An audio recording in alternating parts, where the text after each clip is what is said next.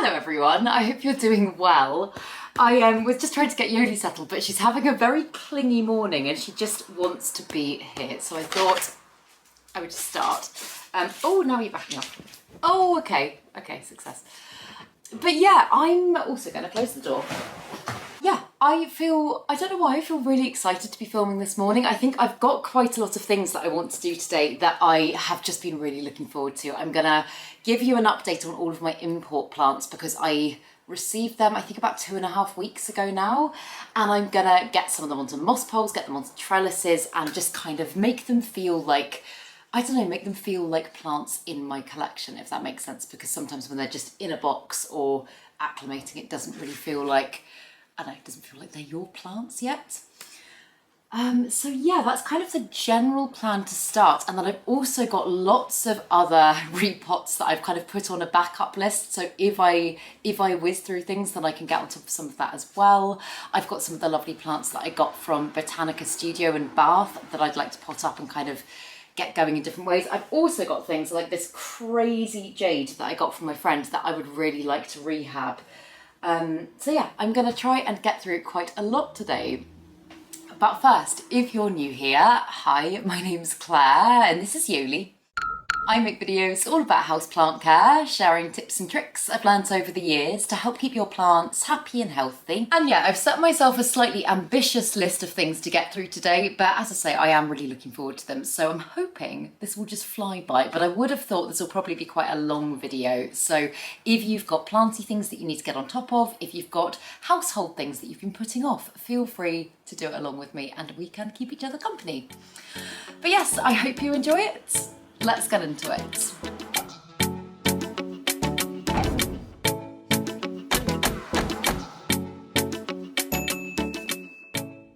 Oh my God, this is such a full cup of coffee.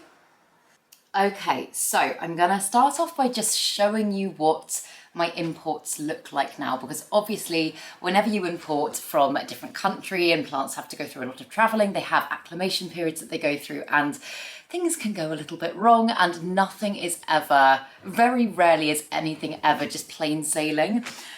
But I've got to say, I'm pretty happy with how this has gone. I don't think I've ever had an import that's gone so well, and I really hope I'm not jinxing it, but let's start off with this one because this is the Anthurium Regal hybrid that I was so excited about. This was one of my favourite plants from the import, if I'm being honest, and I had so many theories about what it could be crossed with. It just said Regal cross and I didn't have any more information on that, and lots of you guys hit me with theories as well, and I did actually message Aroid Asia just to see if they knew, like if they happen to know what the parent plant might have been, and they've said that it is a Regal Magnificum, and I know I do really struggle with the Anthurium Regal as like a purebred plant, but the Magnificum's one that I absolutely love and I do get on pretty well with, so I'm hoping that this is a really nice gene pool and this is a plant that's going to be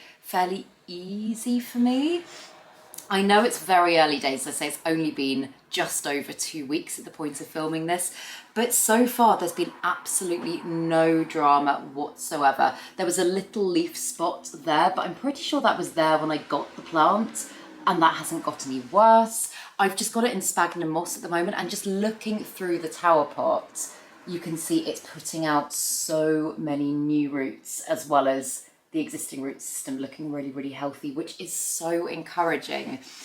And I thought about maybe, I don't know, like potting this one up and like getting it into a really chunky, like barky mix or something. But to be honest, I think I might leave it for a little bit longer. It's clearly happy growing in moss. I'm also just about to go away on holiday at the time of filming this, and everything I do today has got to be a little bit mindful of that. Like I don't want to put any plants through like major changes that I'm not confident will do them well, like serve them well while I'm away.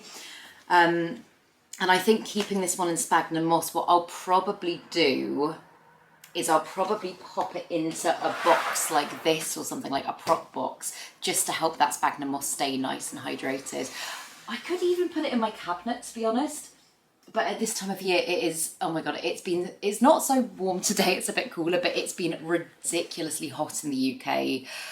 And the last thing I want is for my plants to dry out and not be happy, particularly if they're new ones that could be a little bit more sensitive. So yeah, I think a box is probably the way forward.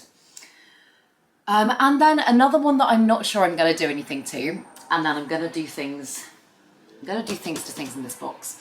But this is the Hoya Red Tendon that I got, again, from Arodasia, and it's got those beautiful backs of the leaves. It is so gorgeous, and I'm really excited about this one.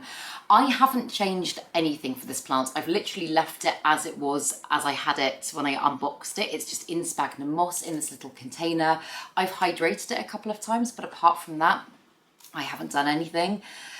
And Hoyas are very slow, usually, unless it's like root rot related. They're very slow to show you signs if they're not happy. But this one, it still feels very plump, very full. I have taken a look at the roots. I kind of very carefully lifted it out and then put it back in. The roots look really healthy. So yeah, again, seeing as I'm just about to go away, I'm like, I don't think I want to change anything for this plant.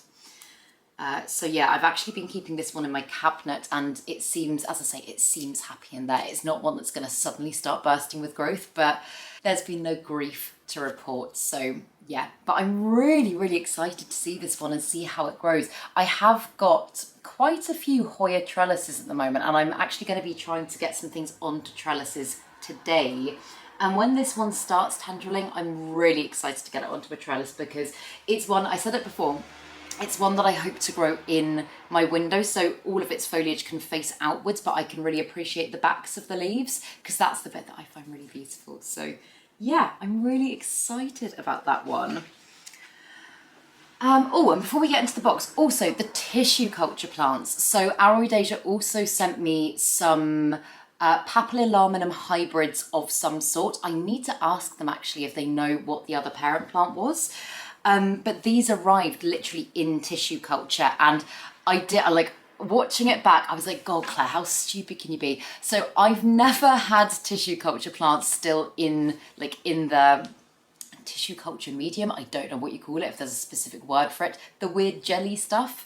I've never actually had that before, apart from a plant swap once. And I just opened it and I was kind of poking it and I was putting my fingers in there. And afterwards I was like, oh my God, I bet I shouldn't have done that. And then lots of you guys in the comments were saying, now that you've touched it, bacteria can spread and duplicate very easily. You need to deal with these plants right away. So what I did is I got them all out of the tissue culture medium. I wish I knew the word for that. But yeah, got it all out of the jelly. And I gave all of the plants just a really good soak in lukewarm water. I tried to get as much of it off as possible, and I split them up because this one here still has a little bit of the jelly on that I couldn't get off without risking the root system. And I was like, if that one starts to rot, I don't want it to be in the same container as the others. But they're all doing really well, and they're actually already putting out quite a lot of growth. These are the ones that I didn't separate. As you can see, they're looking very perky. I've got quite a few new leaves on there. And then this one is also doing amazingly. And again, new leaves, which is really exciting. And I can't see that its root system's grown hugely so far, but the leaves look so healthy that I'm not gonna get in there and mess with it too much and start to worry. So yeah, I'm gonna just keep these ones in my cabinet. And the only reason, because I know they're in little containers, the only reason and the only benefits to keeping them in my cabinet right now is just that my cabinet is really, really warm. And typically if you're trying to get seedlings to kind of grow and size up quite quickly with this type of plant, warmth can really help. So yeah, I'm just gonna, again, leave those ones as is. But then I've got the other ones in this box, and I decided to put them in here just, these are the ones that I deemed, or two of them at least, are the ones that I deemed a little bit more sensitive. And I was a bit more worried about how they might acclimate. Oh, and I see some exciting things already. I did actually put some other plants in there as well. I know I probably should have done the full isolation, but I had some plants that needed attention. But the Philodendron Glorious, so this one, that's the new leaf it was unfurling when I got it. And as you can see, like remarkably, it has unfurled with absolutely no damage and the plant looks really, really healthy. I think that leaf there's probably on its way out, but I did think that, like I said that at the time when I unboxed the plant. But the one benefit of having this one in the prop box with obviously such high humidity is look at those aerial roots. They are just absolutely amazing. So one of the things I want to do today, I'll talk you through this in more detail because I know I'm just about to go away and leave these plants, but I do want to get this one onto a moss pole, and I have an idea of how I can do this to still keep the plant happy and not risk it drying out. But as I say, I'll get to that in a moment. Yeah, I'm just so excited about this one and I'm so happy it's doing so well. And then the other one that I've got in here that I want to get onto a moss pole today, that actually not only unfurled the new leaf that it was giving me again with no damage, similarly to the last one, it's actually already giving me another leaf, which is just insane. And look at the aerial roots that this one's got. Bearing in mind, I don't think it had any when I put it in the prop box. That's literally what 2 weeks has done, which is just amazing. And again, it looks really, really happy and healthy. So I couldn't be happier. So yeah, I'm gonna just set that one to one side again, and we'll come back to that one in a minute because I do want to try a moss poley thing with that one as well. And then the last one in the prop box that was an import is I think this one's the Hoya caudata hook, which looks so similar to the Hoya caudata sumatra. And this one, I mean, to be honest, again, it's another Hoya. It hasn't, oh, you know what I like? I was going to say, unsurprisingly, hasn't given me any growth yet, but that is actually a new shoot of growth appearing just there, which is really exciting. You can actually, if you look very closely, my shaky hands allow, it is getting ready to give me some new leaves. So, oh my goodness, that's incredibly exciting. I was thinking that maybe today I would get this one onto a trellis with my Hoya caudata sumatra. As I say, I'm not quite sure if they are the same type of plant and maybe just have been given different names, if maybe they're slightly different varieties. But seeing as they look so similar, and that is something that I've been wanting to do for a while, I thought it was just a good opportunity to actually do it.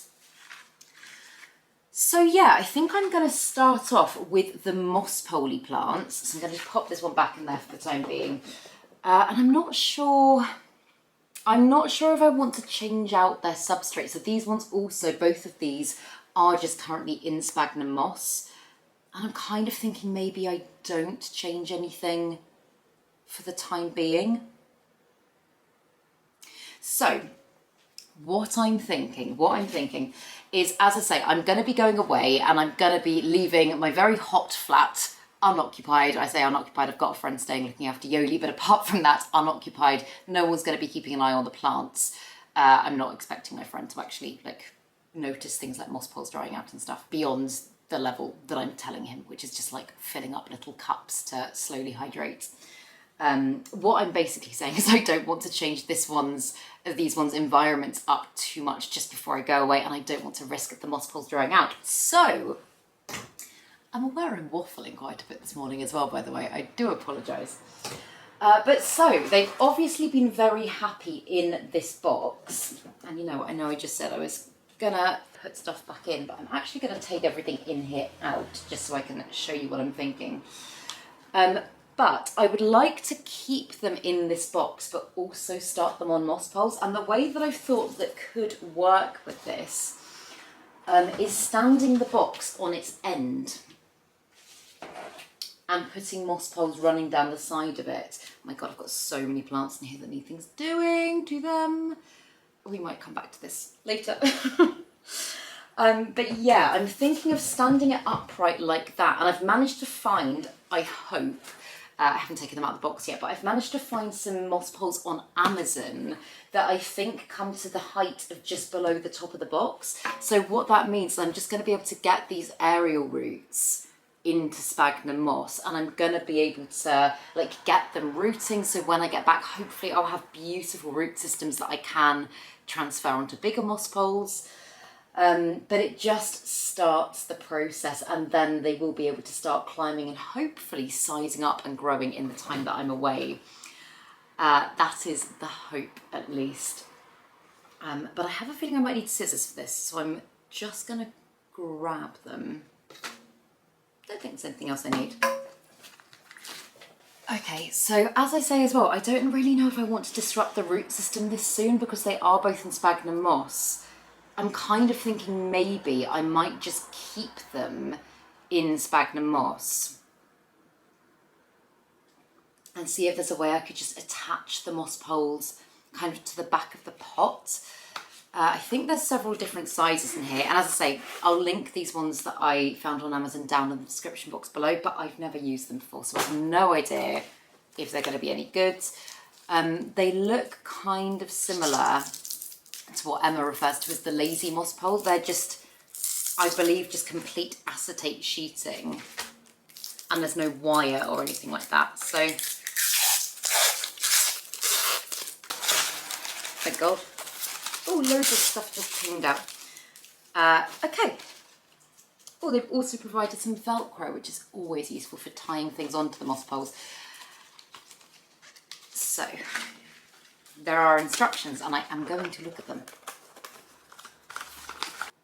Right, so I think there are 4 moss poles in here, and one is 24 inches, which I think might be a bit tall for this. Did measure, but I can't remember what the measurements were. The other one is 15 inches, which is the one I believe comes to just below the top of the box. And they appear to go together and come apart very, very easily, which is why I was like, this might just be a really good thing to do. Even if I decide to change it up when I get back from holiday, it might just be quite a nice, easy thing to do to get the root systems going for the time being.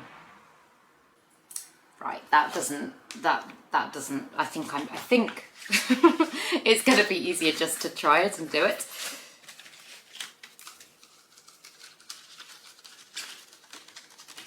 So yeah, these are the smaller ones, which really are quite small. Yeah, that's going to be just a little bit too big, so I'm going to start them on the smaller ones, and I can always transfer them over. So let's try and figure this out. God. They really want to roll themselves up. Oh my God, come on.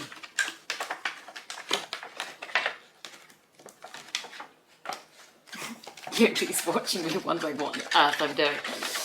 Okay, I folded one side. This actually looks like it's going to be very straightforward. I see, what a clever little design. Right, and then how nifty. So yeah, then you just literally slot them together like that. That is so clever. Right, let's start with the Philodendron Glorious. I think I'm just gonna fill the sphagnum moss from the top of the cup. Sorry, you can't see what I'm doing that well. Always forget to check the camera.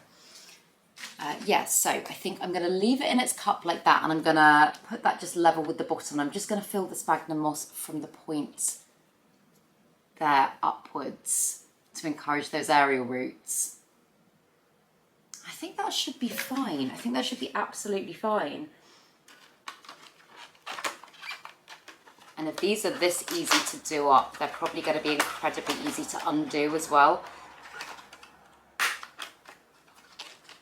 Because yeah, as I say, my friend, he's said that he's fine to just keep an eye on things generally, because he's looking after Yoli while me and Ross are away.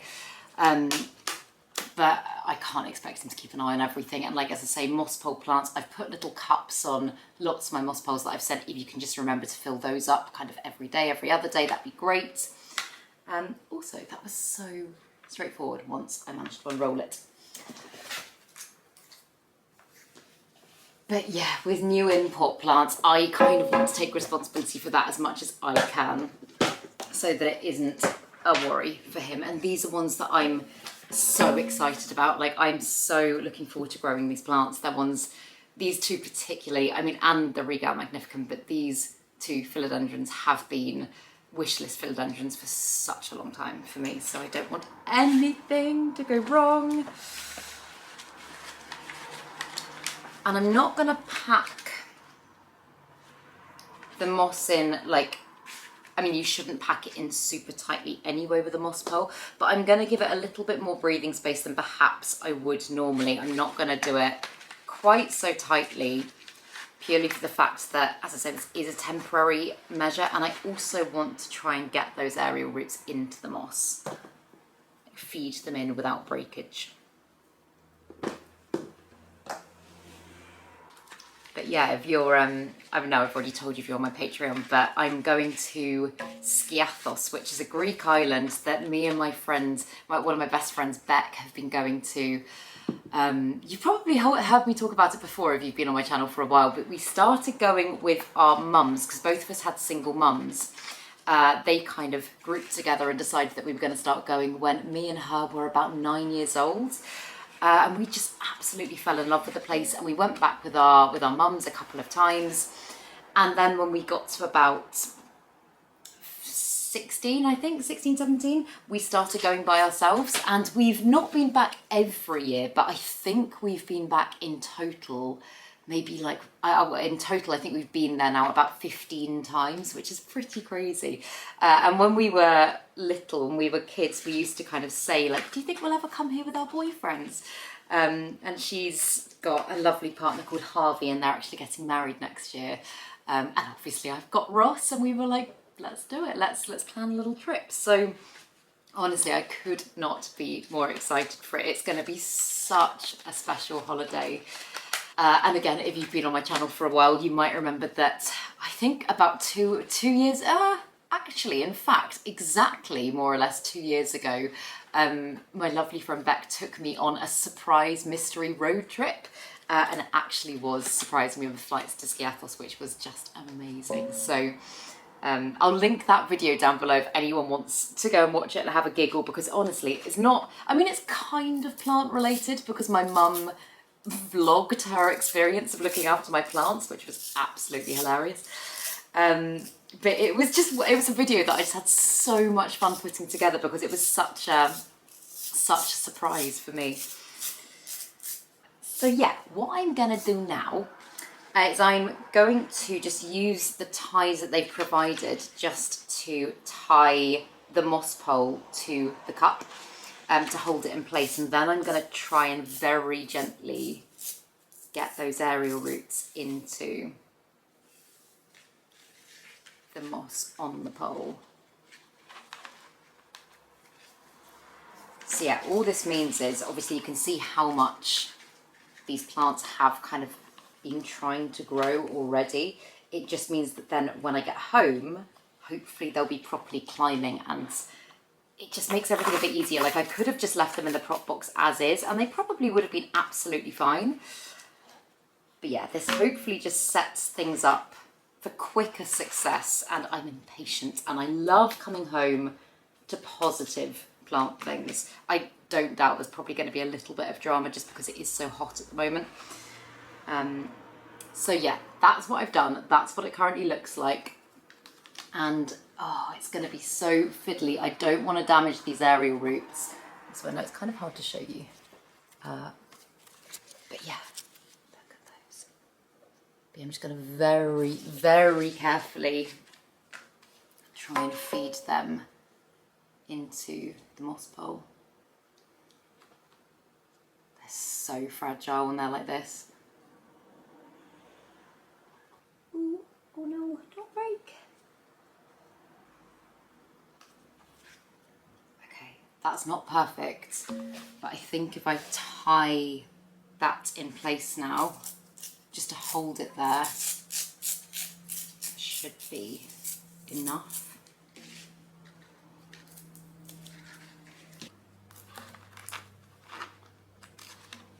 Me and Ross were saying we've absolutely holidayed more than we have done, I think, ever in our lives this summer. We obviously went to Lanzarote not that long ago, now going off to Greece, which is, oh my God, such a luxury. It's so lovely. I think because I've got quite a lot of friends that are getting married and starting to think about like things like children and stuff like that. It's I think everyone's just trying to get in all the holidays as quickly as possible. So it's been a really fun, lovely summer, but I think we're going to have to be a little bit sensible after this. I am also going to just chop that leaf because, as I say, it doesn't actually look as bad on camera, but I can tell it is turning and starting to go yellow. Just in case it starts to rot while it's in the box while I'm away, may as well reduce that risk and remove the leaf.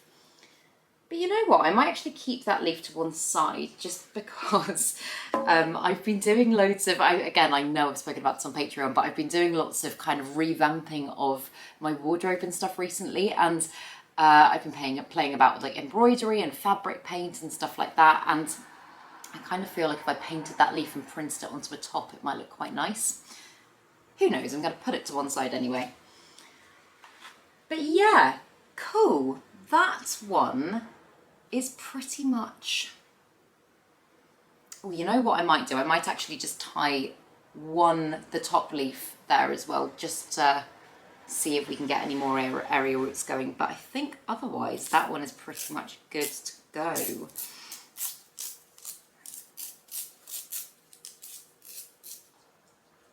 But also talking of weddings, I actually went to one of my lovely friends' weddings last weekend, and it was actually, she's a friend that I know through the plant community, and it was just so, oh my god, it was such a beautiful day. It was so special. I went and I got ready with a couple of friends at Emma's house, Good Growing, before the wedding, and we had a little bit of a drama. There we go. Also, by the way, that's what it looks like. It's temporary, but I think it will definitely do the job. But we had a little bit of a drama concerning my hair, and you probably can't tell on camera at the moment. You might be able to tell it looks a little bit darker than it was before. This is all, I mean, pretty much all of this is completely my fault, by the way. Also, I'm going to do exactly the same thing for this plant. But I have been reluctant to pay, before going on holiday again, I've been reluctant to pay to go and get my balayage redone. And I said to Emma, because Emma does her own hair and I'm always amazed at how well she does it, I said, would she be able to do my balayage? And she was like, well, I've never done that before, but I'll absolutely give it a go. Emma did a great job, by the way. She watched a load of Brad Mondo videos and she did a really good job.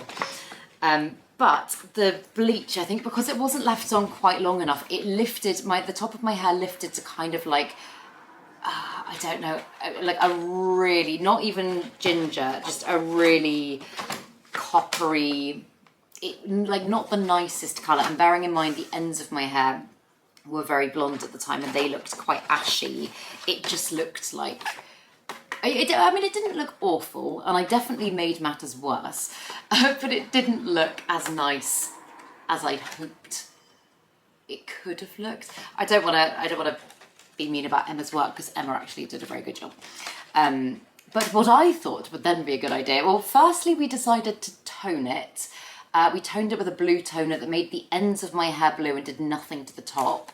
Then decided to mix in some darker brown dye with a little bit of conditioner and go over my hair that way. Did that and it just kind of tinted the whole thing darker, but again didn't touch the top that much.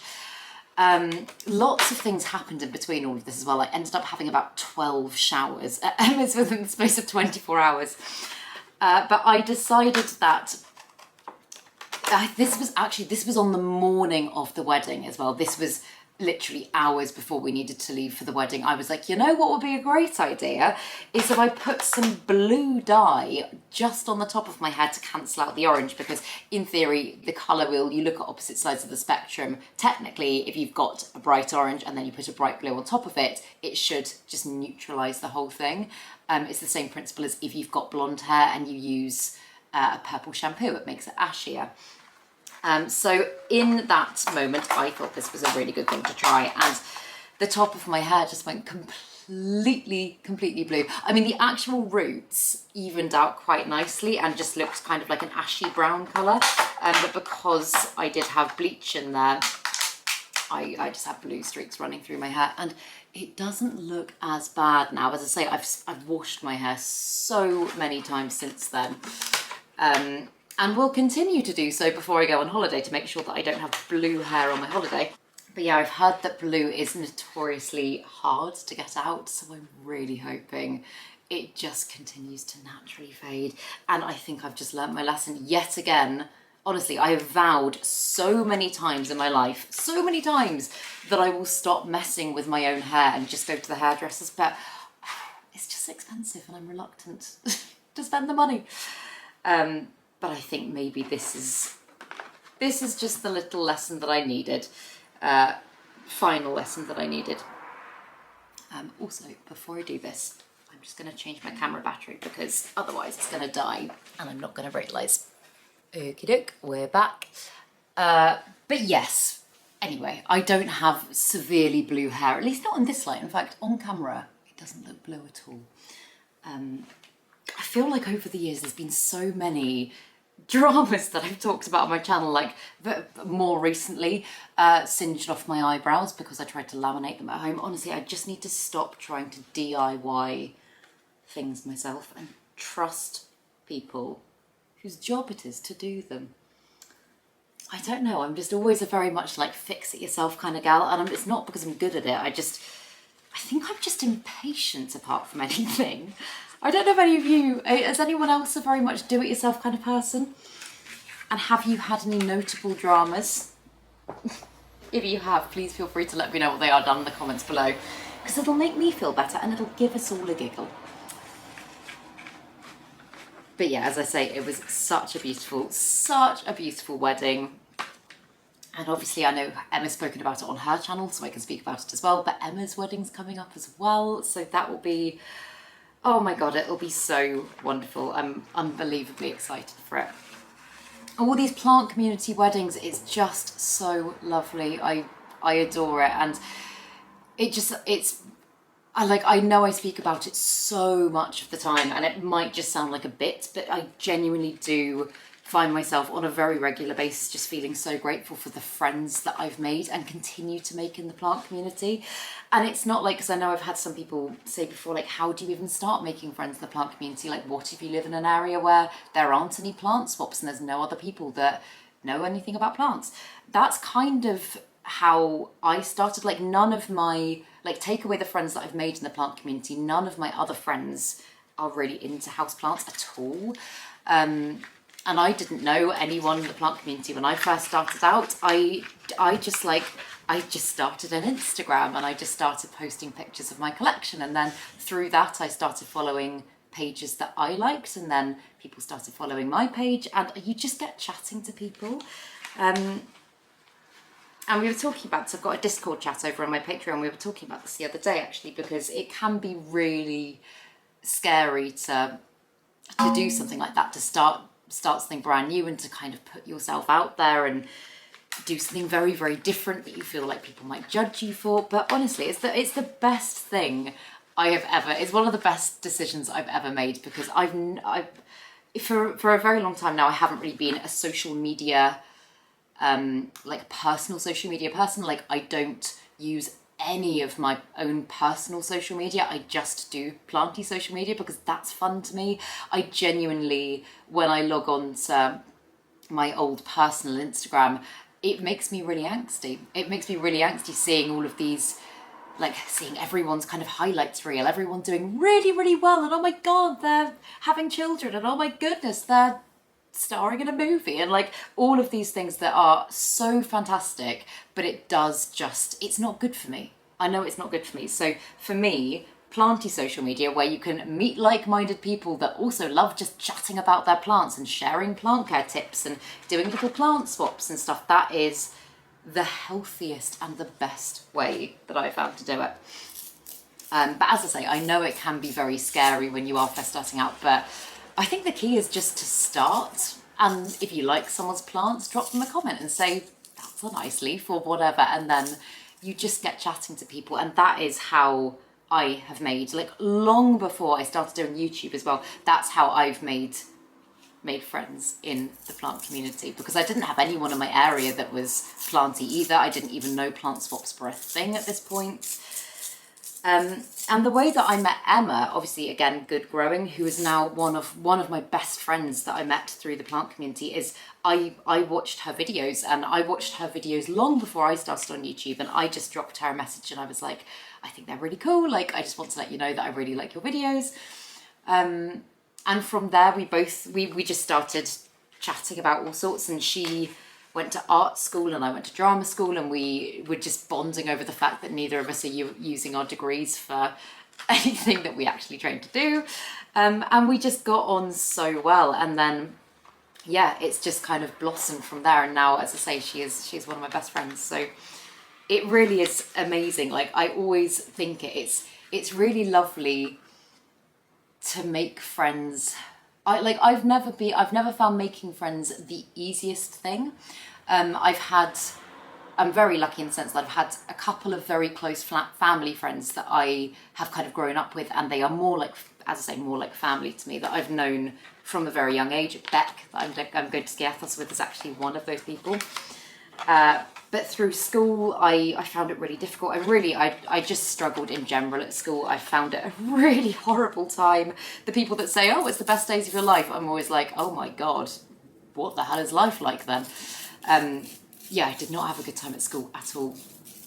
And then it was only really when I got to drama school that I met some friends that now I consider fantastic friends and are my group. Like, I love them so much. But I'm not really friends with anyone that I was friends with at school, just because I wasn't that close to anyone. But yeah, there is something so special about making friends as an adult. I think because it's not just a situation that you're thrown together in, you really kind of actively have to choose those people in a way that you don't when you're at school with them or something, because you are kind of forced into that situation. And especially when it's through a shared passion like plants, it feels so sacred, and it feels so special, and it's something that I'm so incredibly grateful for. And I know that it's allowed me to just embrace more of my weirdness, like talk about, I don't know, like I couldn't chew my non-planty friends' ears off about like, oh, the internodal spacing on this plant, or look at that veination. Like, they think I was absolutely bonkers.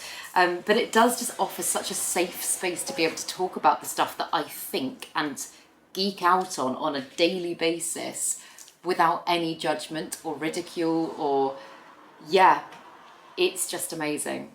Yeah, it's just amazing. So if you are wanting to make new friends in the plant community, genuinely just start, like, I know it can be scary, but just start reaching out, start trying to just like encourage yourself to put yourself out there a little bit more, because the other thing as well is everyone's feeling it. Like, it's a scary thing for everybody. Nobody likes rejection. Nobody likes to feel like they're the weird one, or like they're being too keen or anything like that. But no, like, very rarely does anybody actually ever think that. And that's something that I continue to tell myself, and I've definitely learned more. I don't say like the older I've got, but the more I've gone through life, and the more kind of like risks that I've taken in terms of like reaching out to people and asking questions, and it's starting to not feel as scary as it once did. And yeah, that's just, it's such a lovely thing. I also and this, like, this is just a thing, this isn't me like plugging my Patreon, but one of the things that I do monthly over on Patreon is live chats, and basically we'll just all log on to like a Google Meets thing, and like people from all around the world will just kind of chit chat, and we'll like, it's not even always about plants, like sometimes we go completely off topic. It's kind of like a live repot and chat, and we just sit together and yeah, we just talk about whatever comes up. And sometimes actually almost every time there'll be at least a few new people that have never been there before, and it can be, as I say, it can be really scary. But we've built and continue to build such a lovely community over there that I look forward to those live chats more than anything, because it just feels like logging online with a load of friends now. It's really amazing, and it's something that I feel like the most amount of pride. I feel so proud to have been able to facilitate in some way, because I know how difficult it can be to find spaces that you feel are safe spaces, especially when it's like an area that you just, I don't know, it feels quite unfamiliar. So yeah, I absolutely love it, and by all means come on over to my Patreon, but also don't feel you need to. There are, I'm sure, other things, lots of other things like that going on in the plant community already. Reddit is a really nice place as well on the whole, where people kind of chat and connect, and it's not quite so personal, but I've actually only learnt about or started using Reddit really in the last couple of months, and I've been amazed by the wealth of like knowledge and huge community over there, which is free to join as well. You can just create a profile and just more or less start chatting. So yeah. Also, this one's got a couple of leaves towards the bottom that I kind of feel it might be on their way out as well, but they're not as bad as the one that I chopped off the Philodendron Glorious. So I think I'm just going to let them be for the time being. I'm just going to try and tie this top bit as well. And I'm so excited to check on these plants when I'm home and see what's going on with them. Because both of these ones have the potential to get absolutely huge. And I would honestly love nothing more than to grow them massive. I mean, particularly the Philodendron Majestic, this one. This one is a hybrid of the Philodendron Soderoy and the Philodendron Verrucosum. I said it before actually, but the Verrucosum is a philodendron that I've really struggled with. Like, I've been able to grow it absolutely fine. I've been able to grow it for a while without issues in a cabinet environment, but as soon as I take it out, even if it's right by a humidifier, I've just really struggled with it, and I don't think I've ever got it past the point really. I mean, maybe slightly bigger leaves, but not much further than the size of this one now. So yeah, if I could grow this one and I could get this one to size up, I'd be over the moon. And as I say, I know this is a little bit of a makeshift way of doing it, and probably not how, I mean, to be honest, I don't hate it, but it is just a practical thing for the plants. And that's the thing I was going to say as well. You know how like, I can be so, I don't know if triggered is the right word, I can be so bothered by visual things, like certain colours can really freak me out, and certain ways of doing things like around the house can just really freak me out. I don't know why, it's just a weird jarring thing in my strange brain. But probably 6 months ago, looking at something like this, if it was just out on display in my flat, I don't know why, would probably have made me go, oh God, I hate the look of that. And I'm definitely getting better, or I'm definitely learning to accept things a little bit more, because I've got so many of my plants in just tower pots now, and I haven't got them in pretty pots, and I'm definitely focusing more on putting, not that I wasn't focusing on putting plant health as a priority before, but I feel like I'm more focused on that now as opposed to how it looks. Obviously I'd like to balance both so that I'm happy and the plants are happy, but it just isn't getting to me as much. So yeah. But right, let's put that one into the box as well. These are essentially just little cabinets I've created, and then I can definitely put stuff around them at the bottom as well. In fact, maybe even, I'm not sure that'll fit. I might be able to make that fit actually. Maybe that one. Whew, and the sun has suddenly come out and it's getting very warm. In fact, I'm gonna just do this one, the Hoya Caudata Hook. And then I might actually get Yuli out for a walk, because she hasn't been out yet today and it's actually been very rainy and grey, and I'm like, maybe I should take the opportunity. And then I might carry on, because I'm feeling so far pretty productive. In fact, this is one that's going to take quite a long time, because it's going to involve lots of detangling of roots. So maybe I do... There's an alocasia that I really want to get my hands on. Okay, I'm going to do the alocasia instead. And I'm going to come back to that one. in fact, a few plants that I can deal with and then do Yoli's walk. But these are the ones that I got at Botanica Studio when I went to Bath recently. And this is the Alocasia, this is the Alocasia scalprum. And I said at the time when I showed you it in that video, that I probably would like to get this one into semi-hydro, and it is something that I would definitely like to do before I go away. I just think it's so much easier to monitor a reservoir than to ask my friends to monitor the soil of a plant that is potentially quite prone to root rot. Also, this one did have some browning and like bits like that on its leaves, so I would just like to check and make sure that there's nothing sinister going on. And then, yeah, I think semi-hydro is probably the way I want to go. Oh, also the soil feels dense. Okay, there's not a massive root system,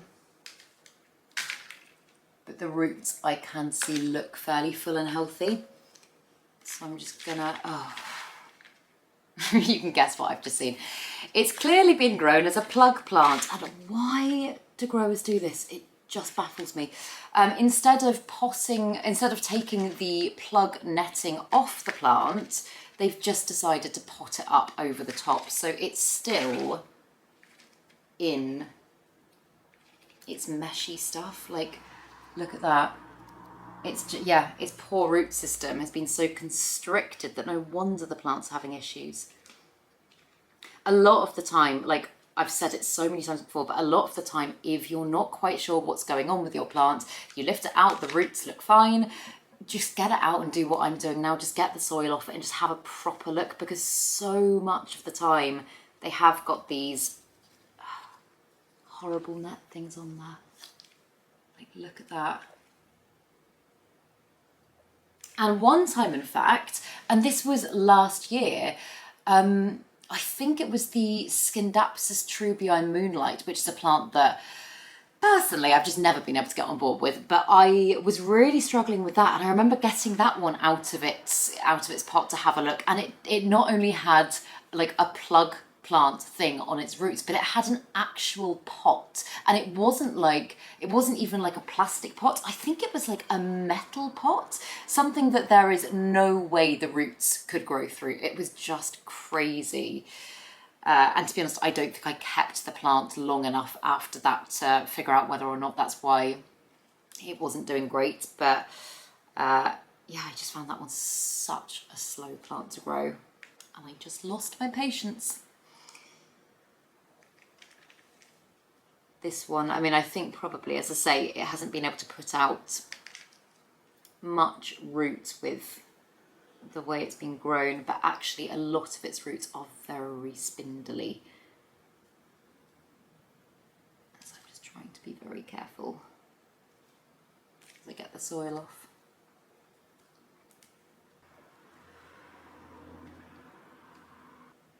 Ooh, and is that a corm? What's that? I don't know what that is. It doesn't look like what you would typically think of when you see corn, but it almost looks like a little sprouting seed in there. See that? Is it focusing? Yeah, how strange. Also, I think I've done something weird to my camera settings, because typically when this is very boring, I don't know why I'm telling you this, but typically when I film, I can't see the bottom half of the screen because there's loads of text and stuff, and I can't see that today, so I'm hoping that this is actually recording and I'm not gonna get to my camera and have no footage, which has happened before. It's very, very frustrating. It happened a couple of months ago, actually. So I've been having issues with one of my memory cards, and I filmed, I think it was just a repot and chat, but I filmed this huge long video and the memory card didn't store any of it, and I was like, oh my god, I was absolutely gutted. And I, by that time, had done half the stuff to my plants that I wanted to get through, so I was like, it's not even like I can go back and redo it. It does just happen sometimes. And the other weird thing that's been happening recently, and to be honest, I put it down to probably to the Olympics, but my videos have just been performing so badly. Like every video that I think my last kind of 5 or 6 videos at the time of filming this that have gone up on my channel have just been really underperforming. And I know that might sound like such a like, oh no, my videos aren't performing well. But as you all know, if you're self-employed, it can be really scary when suddenly your revenue starts to drop and you don't know if this is the new normal, and it's just very unpredictable, and it's not particularly nice. And as I say, I'm really hoping that it's just been down to the Olympics, but who knows? I guess people just lose interest sometimes, or people's lives are busy. Obviously it's summer, the weather's been nice. It could be lots of things, but just to let you all know, I have got lots of new videos on my channel, so if you haven't been watching my channel as much, there's no pressure, of course, but if you do fancy going back and having a watch of some of my most recent videos, there are some fun ones in there, I think.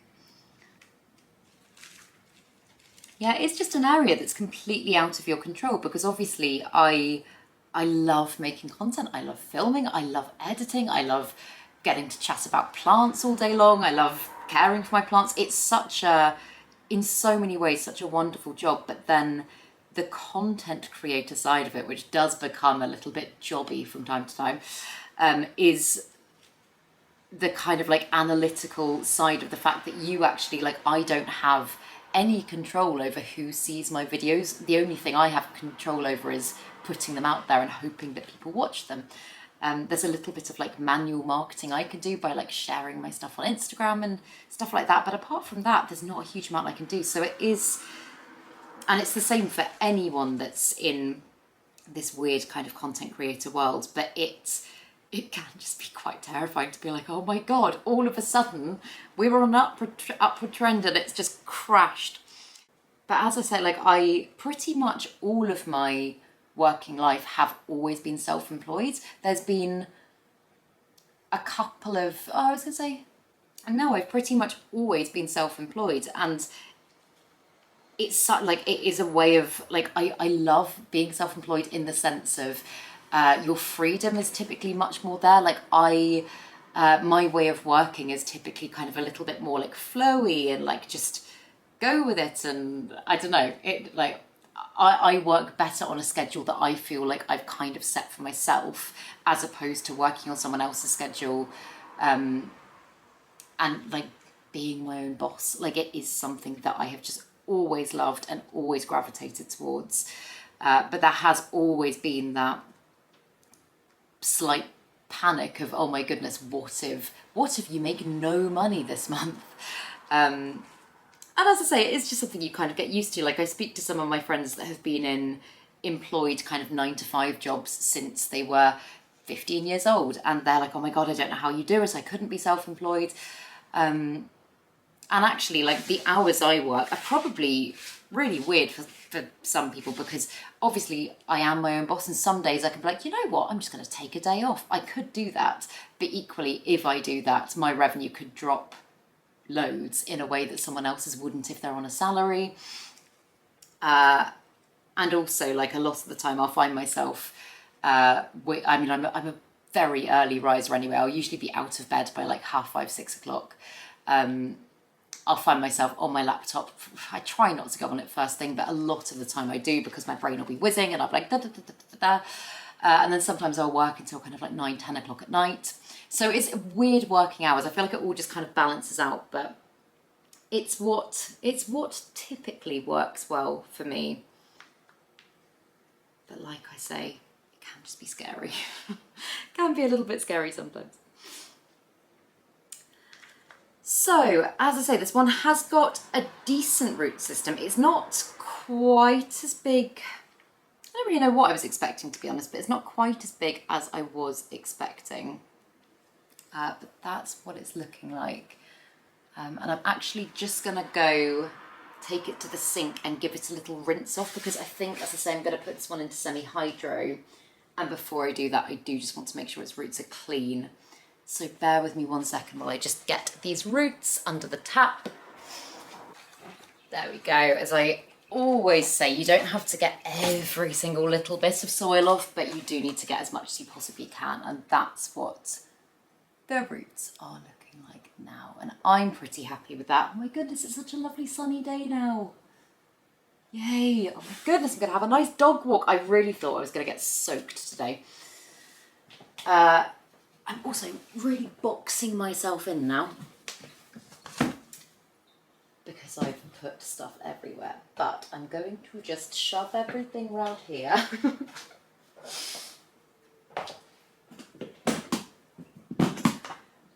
And then, so I'd like to go in with a transparent pot, just so again I can monitor the roots. And also this is a nice size because I can fit it quite easily in the cache pots that I've got. And then I can just create a little reservoir that way. I think this is going to be absolutely perfect. And I'm going to go in with the chunky semi-hydro mix. This is a Soil Ninja one. And I still use the fine semi-hydro. Also, I was going to say, I have got a box of it here that I'm not going to hold up and show you because it's very heavy. But I have given it all a really good rinse off last week. So that's what it looks like. But yeah, I do still use the fine semi-hydro, but I tend to use that for plants with like smaller, more spindly root systems, or very young plants. Ones like this, I'm just tending to lean more towards chunky mix just because it can be slightly better for aeration and I'm just enjoying using it more. So yeah, this one contains no fertiliser either, so you can really kind of control the nutrients that your plants get, which I really like. Lechuza Pon, obviously. I think I'm right in saying they do now do, or some of you have told me that they now do a version of Pon that doesn't have added fertiliser, which personally is what I would opt for, just because I really like the fertiliser that I use. No! Got a root that's poking up. Stay down.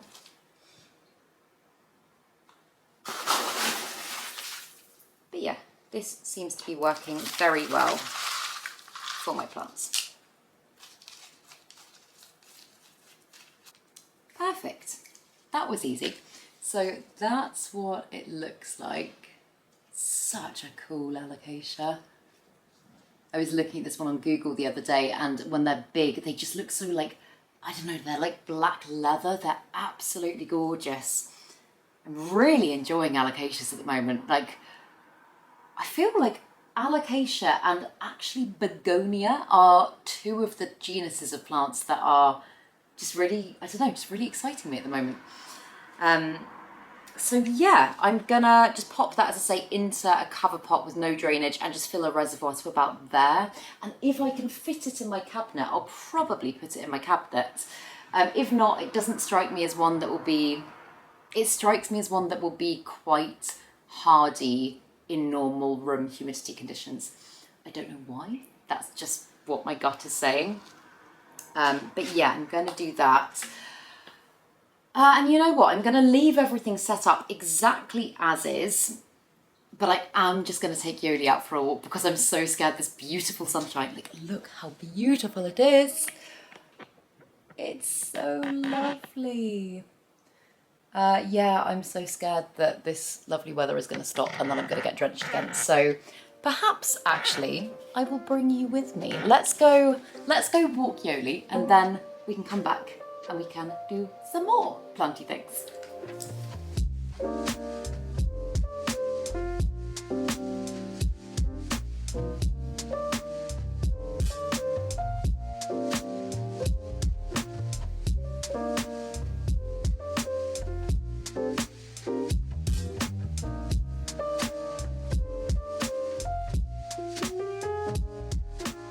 Right, dog is debounced and we're ready to pick up where we left off. And honestly, I timed that perfectly because it looks like it's about to chuck it down with rain now. So I'm glad I got that done. But I also just realised that there's a plant that I got at Botanica Studio that I didn't bring over, and this is the Aglaonema pictum tricolour. And this is another one that I'm very keen to get into semi-hydro. In fact, the pot I was holding just then could have been the perfect pot for it. But yeah, I said in the Houseplant Tour UK video where I took you for a tour of Botanica Studio, but I've had the Aglaonema, whoa, the Aglaonema picked and tricolour. Look at those roots. I have had this plant before as an import plant. And as I said at the beginning of this video, often importing is not as smooth as the plants that I've taken you through today. It can go a little bit wrong. Plants can adjust very, they can present being absolutely fine at first, and then everything can kind of take a turn and things can go horrendously. And I'm not blaming it all on acclimation, but I lost the plant. It didn't make it. Oh my goodness. Also, this is just insane. This is such a big root system compared to what I was expecting. But it has been one that since then, I think this import that I'm talking about was a couple of years ago. It's when I was back at my mum's. So yeah, 2, even 3 maybe years ago now. But that was one that went straight back on my wish list, and I haven't acquired again since. So I'm really excited to grow this plant, and it's got a beautiful new leaf just starting to unfurl at the top there. So I feel like, assuming it adjusts to its new environment, its new substrate well, it's another one that when I'm back home, I might notice a really big change in. That is the fun of spending a bit of time away from home. I know it can be stressful leaving your plants, and I always worry about them, and I always think, oh my God, I'm going to come home to a house full of dead things. That's never happened. There's always a little bit of drama, but that's never, I've never lost everything. But it's so fun coming home and looking at all the changes, because when you're living amongst them every single day, a lot of the things that might really excite you, although it's still exciting, it's not as, I don't know, like, it's almost like not seeing a person for a while and then noticing, I was going to say that they've aged, but do you know what I mean? You just get used to seeing something every day and it doesn't make as much of an impact. But luckily the soil is falling off these roots really nicely. You know what? I think if I just get this under the tap again, that'll be all I need, because already it's pretty much there. I'm just going to give it a quick rinse. My God, yeah, that took all of 2 seconds, and look how beautifully that has cleaned up. That is literally like picture perfect. It's so gorgeous. So yeah, this actually, because it's got such a big root system, I know I said about this pot, I think that would be okay for it, but I think it would probably outgrow it very quickly. So, oh, it's difficult to know what to go into, because I've got more like 10 centimeters that I could put it into, like this sort of size, and I think it would probably be okay in that, to be honest. It is bigger than I usually choose to go, but I think it would probably be all right. I might pot it a little bit higher up in the pots than I would typically choose, and then yeah, like if I put it like there, then I can always move it up as the root system expands. I think that's what I'm going to do. As I say, Aglaonema as a genus is typically very, very hardy. And I don't know, if you have this type of plant, please let me know. But I don't know if my experience with it before was, as I say, primarily down to acclimation, or maybe it was just that this is a more difficult type of Aglaonema, because it is a velvet leaf one. It's got a much more tree-like structure than typical Aglaonema, than the other ones that I've got in my collection, for example. So yeah, I'm just really looking forward to growing the plant again, to be honest. So yeah, I'm gonna just spread its root system a little bit, not too much.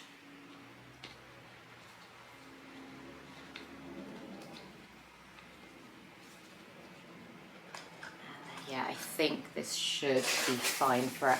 And again, this is another one that I kind of like to be keeping in my cabinet. I think I might have to have a bit of a rejig of my cabinet, to be honest. So I've got some stuff in there. For example, I've got an Anthurium clarinervium on the top level that is taking up so much room. And I know that that plant does not need to be in that. I just really like the look of it in there, which again is style over substance. It's caring more about the appearance than actually what's best for the plants. So yeah, maybe I have a rejig. I'm not sure if I'll do that today. To be honest, one of the main things I must do today is just go around with my watering can and check on everything, because it's been crazy warm, like absolutely crazy. Also, there we go. Yay.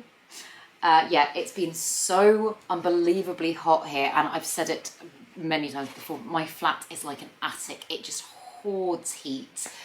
And yeah, everything is drying out so quickly. I've got some plants that I've literally been watering every single day. All the reservoirs have been drying out, and I don't want there to be too many issues created by heat that I could have, like things I could have done differently. But then these ones, I can't remember the name of these ones, so I'll have to put the name on the screen, but these are other ones that I got at Botanica Studio. And I want to just pot these two up together. And to be honest, that shouldn't be too hard to do. I'm just gonna mix up a little bit of soil with a little bit of grit. And that should be enough for them. But again, although these ones are very drought tolerant, I would just like to make sure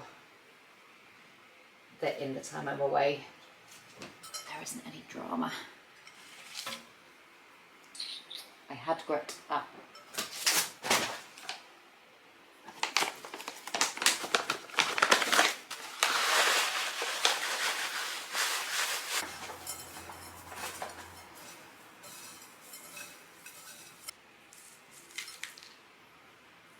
Oh yeah, these ones have got a nice full root system as well by the looks of it, which I'm probably not going to break up too much. There we go, so that's what it looks like. I think I will probably, 2 of them in there, is that going to be too much?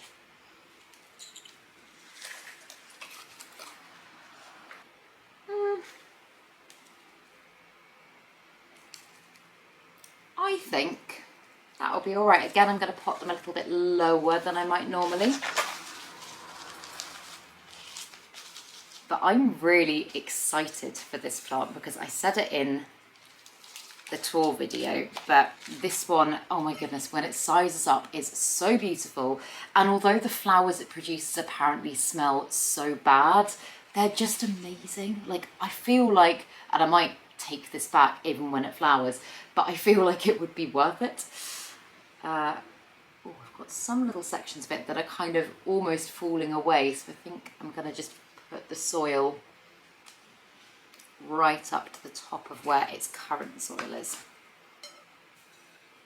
Can you see what I'm doing? I think so.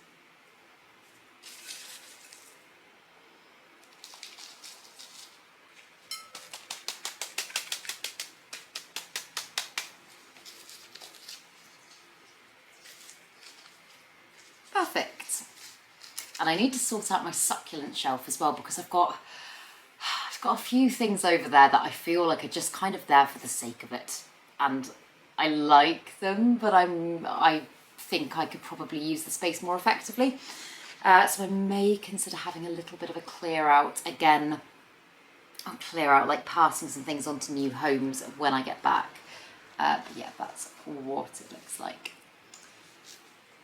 And then the last one from Botanica Studios that I wanted to put up was just this little peperomia. I want to say peperomia piccolo, but it might be something different. Again, name on the screen. And I think it's lovely. And now that it's had a water from the first time you saw it, you can see it's actually pushing out loads of new growth at the bottom there. And again, I don't think this one needs a huge pot, but I just think that considering it was so dry when I first brought it home, I think it probably will dry out very quickly, and I'm not going to be here to monitor it. So I think I'm going to keep it in soil, and I did actually water it yesterday, so it's already quite saturated, but I'm just going to put some soil around it to contain the moisture.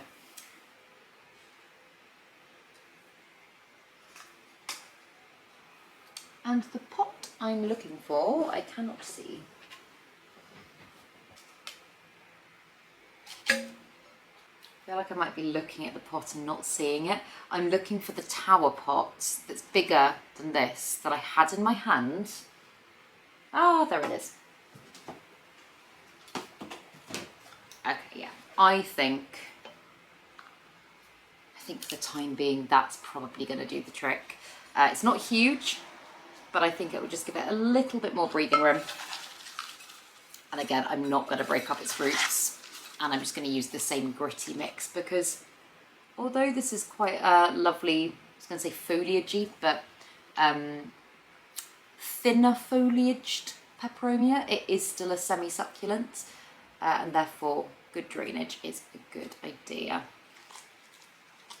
And I would have thought this one will probably, in the next few months, need potting up again, because I can imagine it grows quite quickly. But I also know, through having the peperomia frost, which is almost identical to this type of peperomia, that it can spiral very quickly if it's overwatered. That one I did actually lose to overwatering very sadly. So yeah, I absolutely want to make sure that I don't do the same again.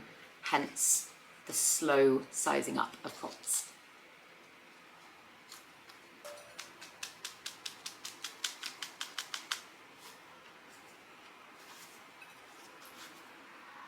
Perfect. I really like that.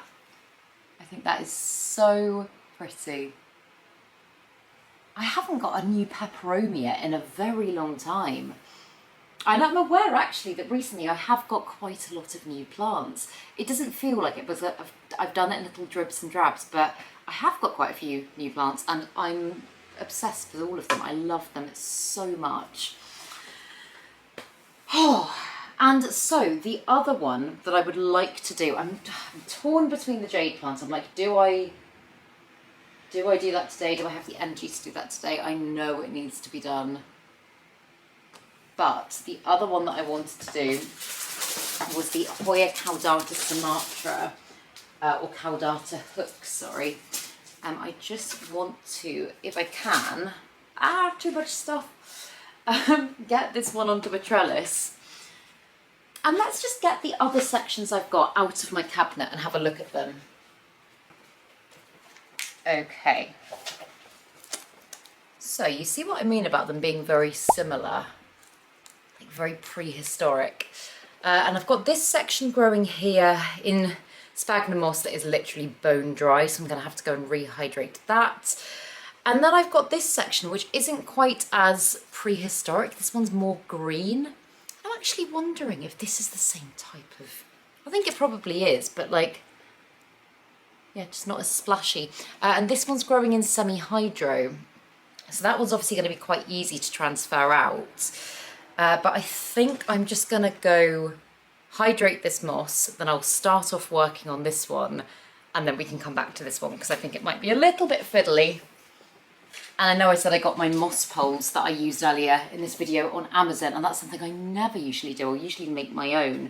But I also got the trellises that I'm going to use for this plant on Amazon as well. And I would absolutely usually choose a small business over Amazon if I possibly can. But this was just yesterday, and I was like, oh my God, what do I need to do? What do I really need to do? And I was going through my list of everything I want to do before I go away, and I was like, you know what, let's just see if there's anything on Amazon. And it's so handy, isn't it? It's so useful to be able to just go, oh, that will be here by 1 o'clock tomorrow. So yeah, in this case, it has been very useful. It means that I can just get on with what I need to get on with. I'm torn with actually taking some cuttings of this one, but maybe I will. It's got some really good aerial roots actually, again from being in the box. So I could just take some cuts. I'm just going to get it out of moss to start with.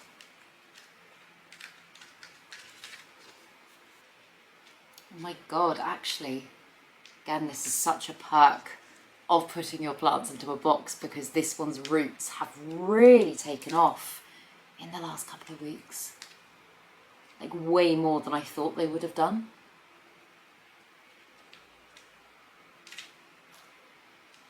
It's quite nice to know as well, because usually when I import, or like when I used to import, I was so careful about everything. I would only use distilled water. I wouldn't dream of using tap water or anything like that. And although I gave these plants such a good check, and I have been monitoring them incredibly closely, I didn't take I didn't take as many precautions as I did once upon a time, bar just very good observation.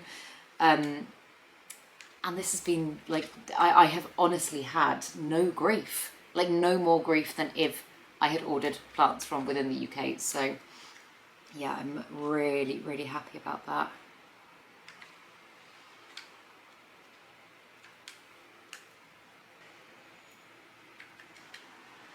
I'm not going to worry too much about getting every single little bit of moss off the roots. I know usually I'd say absolutely do, because it can make them more susceptible to rotting, but I don't think I'm going to, depending on what the other ones look like, I don't think I'm going to use that much soil to pot these up. I think I'll do primarily probably moss and bark, just because Hoyas are epiphytes, which means in their natural habitat they don't tend to grow straight from the ground, they grow attached to other plants, so soil is often not the best bet for them. In fact, semi-hydro can be very good for them, but then I need to be really vigilant about all the moss, and I'm not sure at this stage in the afternoon I have the energy for that. So yeah, that's what the roots are looking like. They actually, when I first got them from Aroid Asia, when I first looked at the roots, they were very kind of bundled together, which seems to be something that they just do for imports. I've had imported Hoyas before. Have a look there. I've had imported Hoyas before, and they've often looked a bit like this, and they've been fine. It's a bit strange. I don't know why. I don't know maybe how.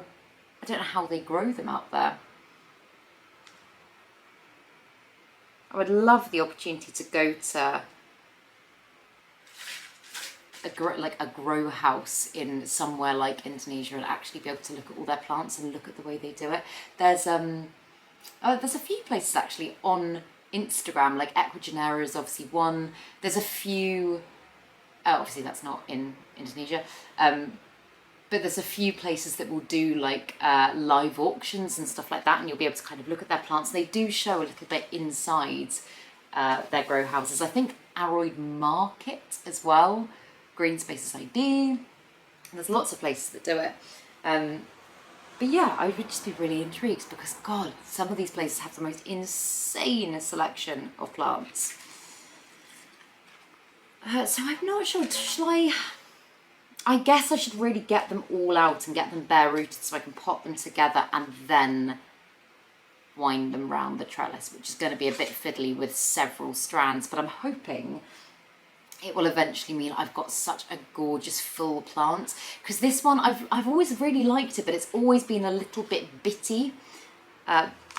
This is the one that I hydrated. Oh my God, it's all root. Look at that, that's literally all root. But yeah, as I say, it's always been a little bit bitty, and I've had the odd strand of it here or there, but I've never really, I don't know, I've never felt like it's been a full plant, and I've never really done much to try and create that, to be honest. So today is the day. And I don't have as many, and again, I've said this before, I don't have as many of my Hoyas on trellises as, firstly, I should, and secondly, I would like to. Like, I do really like the look of Hoyas on trellises, and I know it can just help them to grow absolutely insanely well. But I think because they're very hardy plants and they can kind of cope without trellises, a lot of the time it's easy to go, oh no, it'll be fine. It is near impossible with this one to even distinguish what's root and what's moss. It's so intertwined. Honestly, this one's been a moss for, I'm ashamed to say, I think about a year.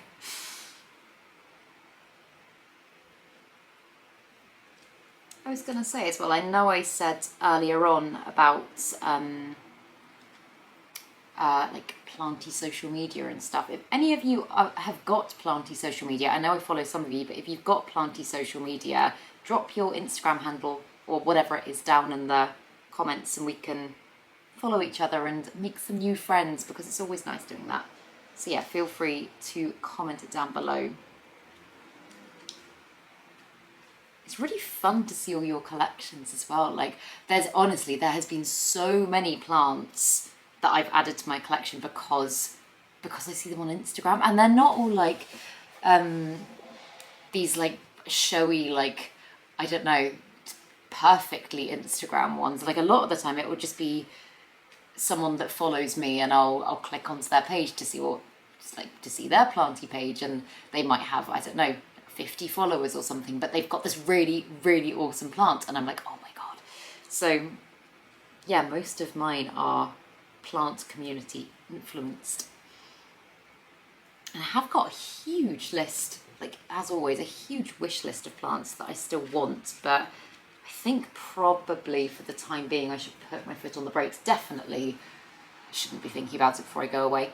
But I think I should just put my foot on the brakes and get a little bit more on top of my own collection, because nothing's doing badly at the moment, but there's a lot of things that need addressing. Like obviously for today's video I had like relatively new plants that I wanted to deal with, but I've got so many things that are just my old classics that really do need some TLC as well. So as I say, I think this afternoon, this evening, I'm gonna put some time aside off camera for myself to just go around, listen to a podcast or something, and just potter about and get on top of that a little bit. And then yeah, I will probably try and squeeze in another plant choresy video before I go away, because I have got more things that I want to get on top of, and it's, I always say it, but it's so fun doing it this way. Like I know it's just me sitting alone in my living room with a camera, but it always genuinely feels like I'm doing it with friends, and it's so nice to be able to chat through things. It's so motivating, and it keeps me on track and keeps me from getting like majorly distracted. So as always, thank you so much for watching and for allowing me to do this, because I find it really fun. God, this is frustrating beyond belief.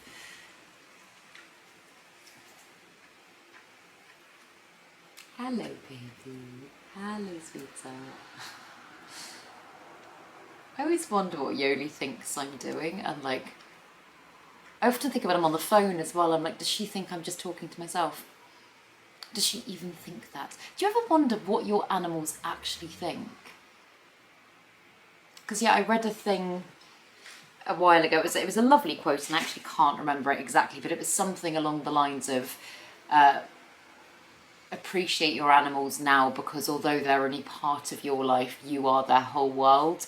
And I was like, oh my god. And I adore Yoli, but I do just think, like, when she dreams, does she dream about me? And like, if she does she see me in the same way as I see myself? And how does she see me? And I don't know, does anyone else have these thoughts about their animals? Because obviously they're just, unless reincarnation is a thing, which it might well be, we have no idea, but we will never know the answer to these questions. And these are the kind of things that really make my brain tick, and I always am so curious about. She started doing this thing as well, and I don't know why she started doing this, but in the last couple of months, in the morning, she will literally be like a child, because me and Ross, obviously, we've got the mezzanine next door in the bedroom, so she can't come up to the bed anymore. We just sleep upstairs in essentially like a bunk bed for grown-ups.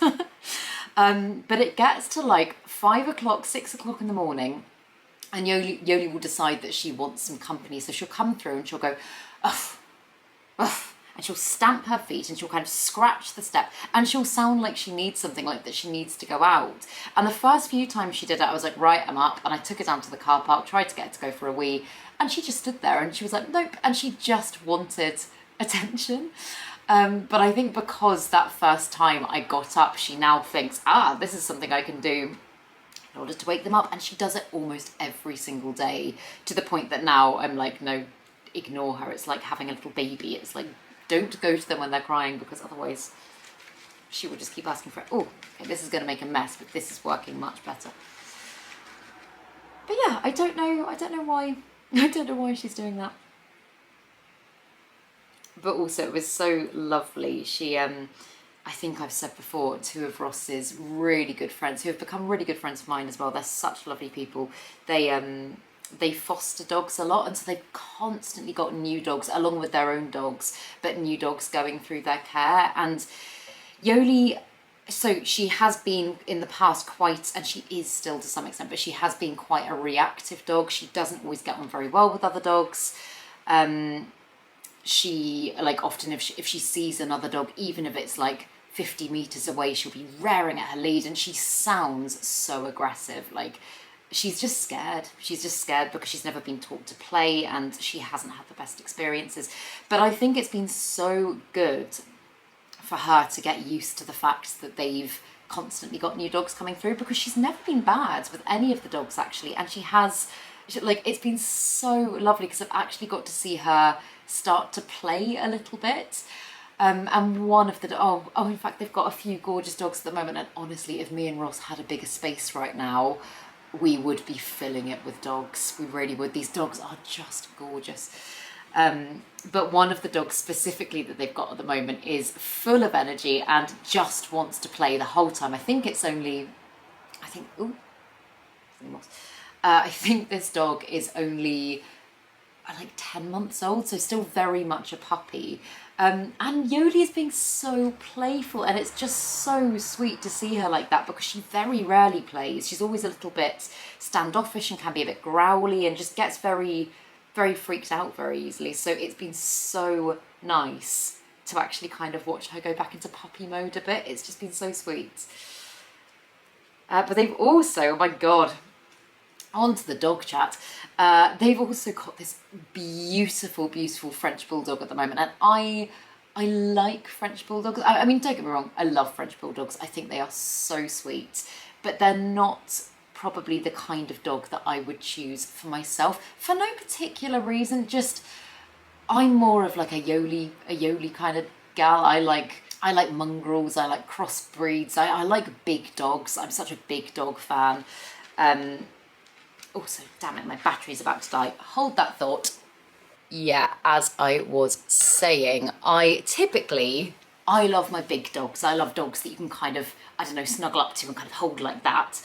But Ross really loves kind of smaller, squishier dogs. Like, he loves Boston Terriers and stuff like that. And we have spoken about, if we do get another dog at some point, what kind of dog we would both like to get. We definitely rescue, like personally for us, we would definitely rescue, but it'd be nice to get something, it'd be nice to get a younger dog if we possibly can, because I got Yoles as a bit of a, definitely not an old dog, but she was definitely not a puppy. She was already like an older puppy. She was 2.5 when I got her, I think. But yeah, so they're currently fostering this French Bulldog, who's he's so beautiful to look at. He's got one bright blue eye and one brown eye with like a little slice of blue in it, and he's got the most beautiful temperament. He's such a snuggly dog, and he's built so funny. Like, he's really muscly at the front and really diddy at the back. And again, Yoli gets on so well with him, and we did kind of look at each other and we were like, oh, like if we had more space, we'd be in trouble. I think honestly, I think what they do with fostering the dogs is so amazing, but I don't know how they do it, because I would get so attached. I guess you do just, I don't know, I guess you do just get used to housing them for a while and then not, I guess, sending them to good homes. I would just find it really hard. But all that chat about dogs, I've got quite a lot. That's mainly just root now. There's still a little bit of moss, but that's mainly just root. And I think I'm happy with that. And then this one, as I say, is in semi-hydro. And I'm not sure what the root system with this one is going to look like, because I'll show you when it's out.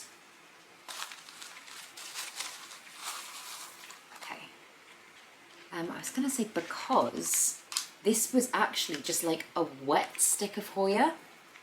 I'm really surprised it's rooted so well. Again, this is semi-hydro, so I don't need to worry about getting all of that off.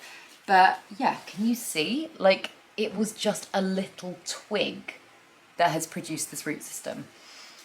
But it's doing pretty well. So yeah, I'm gonna pot them all.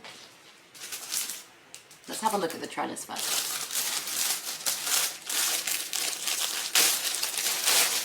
But I was just debating whether or not I'd like to pot them all going one way around the trellis together, or if I would like to make it look immediately fuller and do some up that side and some up that side. But I think considering, I think that would just make it a nightmare if I ever wanted to take them off the trellis. So I think I'm going to stick together. And then pot size again.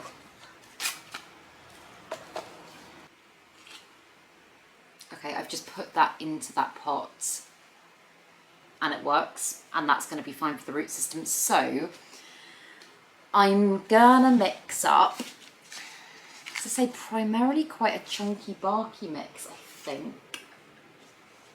Ooh, you can kind of just do a bit of everything for epiphytic plants. It's quite fun. I'm going to do a cocktail of things. I'm going to do a scoop of semi-hydro, smaller scoop than that. I'm going to do a little bit of soil, not much though.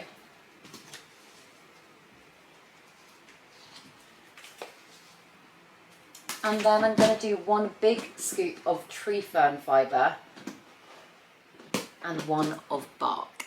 Oh my god. There we go.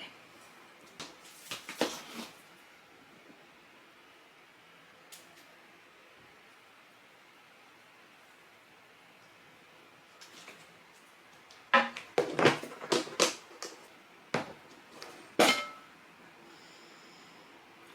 know I've said it before, but I just love the smell of the bark so much. It just smells amazing. I'm not sure if this is like pine tree bark. It just smells like walking through a beautiful piney forest. On an autumn day, it just smells so nice.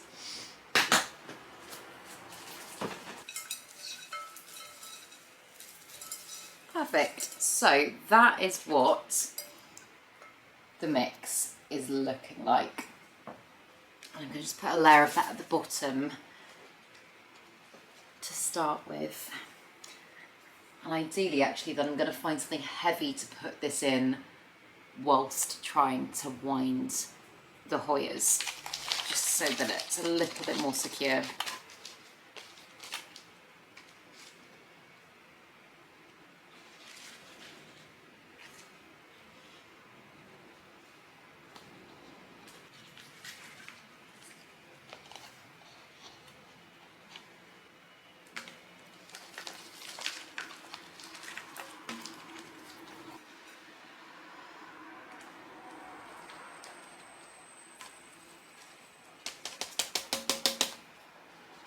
Okay, and you know what?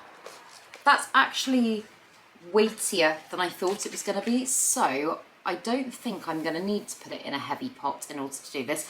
I also love how that big leaf is right in the middle at the bottom, because that is just incredible. I really hope, even if this isn't the exact same type of Hoya that I'm working with, which I don't think it is, or not quite, I really hope that they all size up and are able to reach that kind of size. I think the Hoya Caudata hook looks more similar,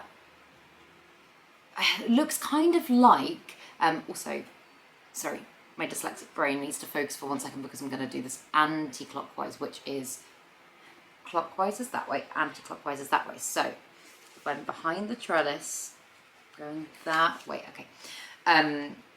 Yeah, just needed a moment there. Yeah, I think it looks kind of like a hybrid of the Hoya Caudata Sumatra and the Hoya Undulata Red. There's something about it that kind of makes me think of those two plants. I think it's like the wavy sides to the leaves. See, I'm very intrigued to see how it grows. And this did come with, came with cable ties actually to hold the plants in place. And I don't really want a cable tie because I think that's a bit harsh on the plants. But where's that green stuff that came with the moss pole? Where on earth has that gone? It's somewhere amongst the chaos here. And can I see it? No. Can you see it? Right, okay. It's just gonna unwind. Here it is.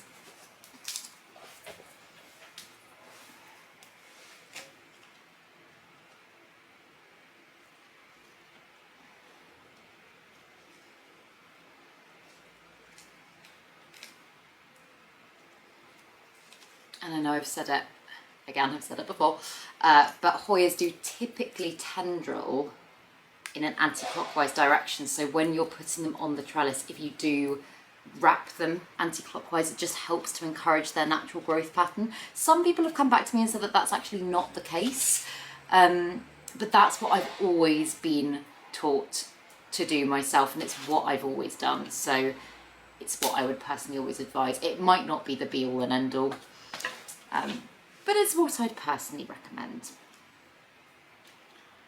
And then, yeah, that lovely new section of growth, that makes me so happy. I'm gonna try and maybe trellis that last, just to give these bits, so I don't damage it.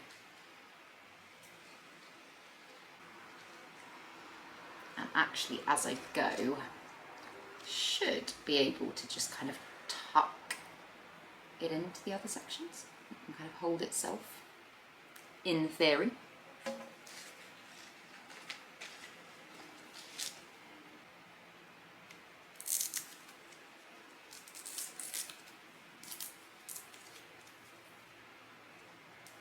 I'm going to tie that with string, I think, for like a closer grip, which is not a term, but I know what I mean by it. That is what I'm wanting. If I can fit this one in, oh no, upright. If I can fit this one in the box as well, I'll totally leave this one in there too. Warmth, heat, humidity, Hoyas just go crazy. I think often the reason I don't want to put my Hoyas on a trellis is because they don't look full enough to go on a trellis, and then you're looking at more trellis than plant. So maybe I should try and take the opportunity and get this one going as much as I can.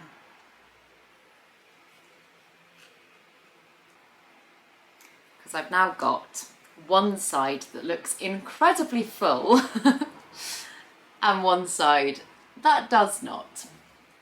But it feels really good to have done that. And I think when it starts growing, it's just going to look beautiful. So yeah, that honestly, repotting or potting up the Caudata Sumatra sections has been on my list of to-dos, and quite low down my list of to-dos as well, but it's been on my list for such a long time. So yeah, it feels really good to have done that. Oh my God, I feel like I've got through so much today. It's always such a lovely feeling when you can actually come away from something going, oh my God, I have accomplished.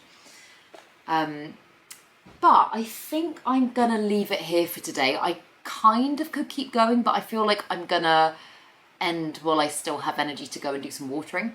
And I will come back to probably, no, I do believe, because I'm trying to stick to my pre-holiday schedule here, but I do believe the next video you will see is a reaction video, and after that we will carry on with chores such as dealing with the jade plants, because it's high on my priority list, along with some other things that I also am dying to get my hands on. So yeah, but I really hope you enjoyed this video. As I always say, if you were doing things along with it, I really hope you got lots done. It's been really enjoyable. I've had a really lovely morning / afternoon, and I feel happy with what I've got done. So yeah, if you did enjoy this video, please make sure to give it a thumbs up, subscribe to my channel, have a lovely day, and I will see you in the next video.